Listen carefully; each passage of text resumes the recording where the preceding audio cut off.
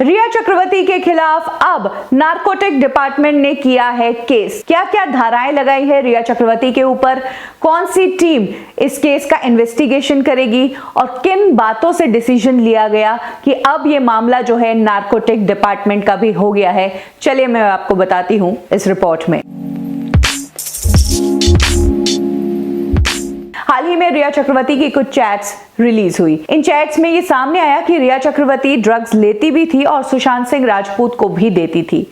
लेकिन अब और भी चैट्स आई है जिसमें इस बात का खुलासा हो गया है कि रिया चक्रवर्ती पैकेट्स और बैग्स में ड्रग्स लेती थी, यानी कि बल्क में लेती थी और शायद वो ड्रग्स वो किसी को सप्लाई भी करती थी। यानी कि ये मामला सिर्फ ड्रग्स यूज करने का नहीं बल्कि ड्रग की डीलिंग करने का भी हो गया है।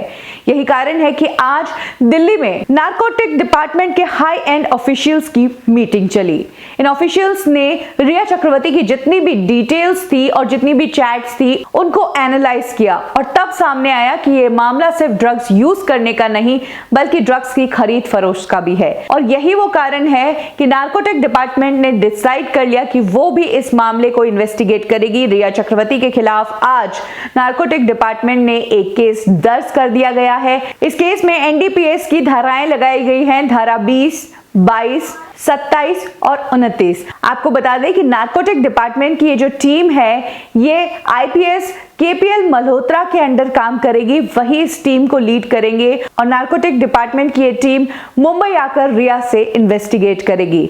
पता लगाया जाएगा कि रिया को ड्रग्स सप्लाई कौन करता था।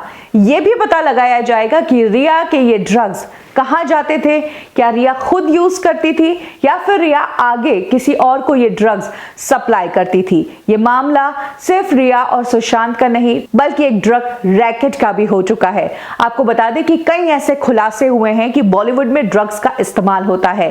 इन एक्टर्स को अपने आप को हमेशा हाई रखने के लिए ड्रग्स की जरूरत पड़ती है। ये एक्टर्स ड्रग लेते हैं लेकिन इनके खिलाफ बोलता कोई नहीं है क्योंकि ये सब बहुत ही सीक्रेट तरीके से होता है। माना जा रहा है कि रिया चक्रवर्ती से कड़ी तरीके से पूछताछ की जाएगी, उनकी गिरफ्तारी भी हो सकती है क्योंकि अब 3 इंडिपेंडेंट डिपार्टमेंट जो है वो इन्वॉल्व हो चुके हैं। ईडी अपनी इन्वेस्टिगेशन कर रहा था, सीबीआई है और अब नारकोटिक डिपार्टमेंट भी आ चुका है। और यह भी कहा जा रहा है कि नारकोटिक डिपार्टमेंट के आने से रिया चक्रवर्ती से जो तार अगर कोई बॉलीवुड के बिगीज से कनेक्टेड थे तो वो भी सामने आएंगे।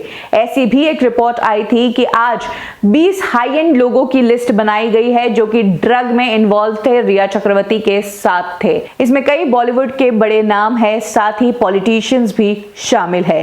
इन लोगों तक भी पूछताछ हो सकती है, ये लोग भी फंस सकते हैं। साथ ही वो ड्रग डीलर्स भी फंसेंगे जो रिया चक्रवर्ती को ड्रग्स सप्लाई करते थे। आपको बता दें कि ये चैट्स ईडी ने रिट्रीव की है। रिया चक्रवर्ती ने अपने मोबाइल से ये सभी चैट्स डिलीट कर दी थी। ईडी ने रिया चक्रवर्ती का मोबाइल जब्त किया, फॉरेंसिक के लिए भेजा और वहां से ये सब चैट्स मिली जिसमें खुलासा हुआ कि रिया चक्रवर्ती ड्रग्स में डील करती थी।